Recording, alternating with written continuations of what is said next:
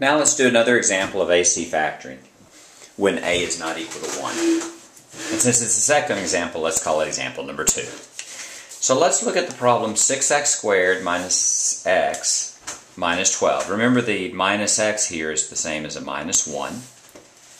So what we're going to do is the very first step that we're going to do is we're going to see what case this is, if it's case 1, 2, or 3. For those of you who don't study the case method, what you want to do is you want to look at what the signs of this problem is and what the signs of the answer will be. This is a negative and a negative. Anytime C is negative, it's case 3, and you're going to have one positive and one negative. That makes sense because the only way that two numbers can multiply together and get a negative is if you have one positive and one negative. The second thing you're going to do is you're going to multiply A times C, and in this case A is 6 and C is a minus 12, so that's going to be a minus 72. So you have a minus 72. The third step is you need to find two numbers which multiply to minus 72. Now, since they multiply to a negative, you know you have one positive and one negative. And you need to find two numbers that multiply to negative 72 and add to a minus 1. So this one, I think, let's see, 12 and 6 I think is 72. 60, but 12 and 6 do not add up to minus 1. Now 9 and 8, if they were both positive, 9 and 8 would add up to 17. But 9 times 8 is 72. And if there was one positive and one negative, you could get a negative 1. To get a negative 1, you would have minus 9 and a positive 8. And that's the end of step number 3. Now, step number 4, you're going to rewrite the problem, 6x squared minus 1x minus 12, and split the middle term into a minus 9 and a plus 8. Now, the order here doesn't matter.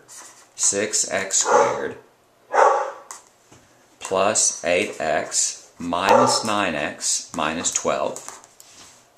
And now you're going to factor by grouping. You've grouped these two and grouped these two. Now, when it's case 3, you have to be very, very careful here. 6x and 8x, we're going to take the largest number that goes into both of them. That's 2x, and that becomes 3x plus 4. Now, if this third term here is negative, you have to take a negative out. So what's the largest number that goes into a negative 9x and a negative 12? Let's see, 9 and 12, that should be 3. And then you get a 3x. Will that be a positive 3x? It's minus 9 divided by minus 3, so it's a positive 3x. And what's a minus 12 divided by minus 3? It's a positive 4. Now you factor the 3x plus 4 away, and if you cover those up, you would end up with 2x minus 3. And that's your answer. 2x minus 3. 3x plus 4. And that's your final answer.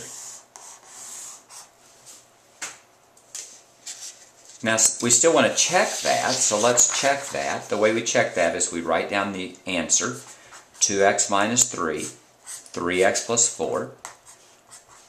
And we're going to FOIL that out. This time, I'm not going to FOIL it out completely. I'm just going to check the middle two terms. The 2x and the 4 will be a plus 8x, and the minus 3 and 3x is a minus 9x. Now let's add minus 9x and a positive 8x. Minus 9x and a positive 8x is a minus 1x, which is what we want for the middle term. Now, why did I just check the middle term? Well, to be honest, I practiced this a lot and I almost always get the first and the last term right. And if you check, I did this time. 2x and 3x is 6x squared. Minus 3, positive 4 is minus 12. So I got the first and the right one lying. So I just tried the middle two terms. And that is example number 2 of AC factoring when AC is not equal to 1.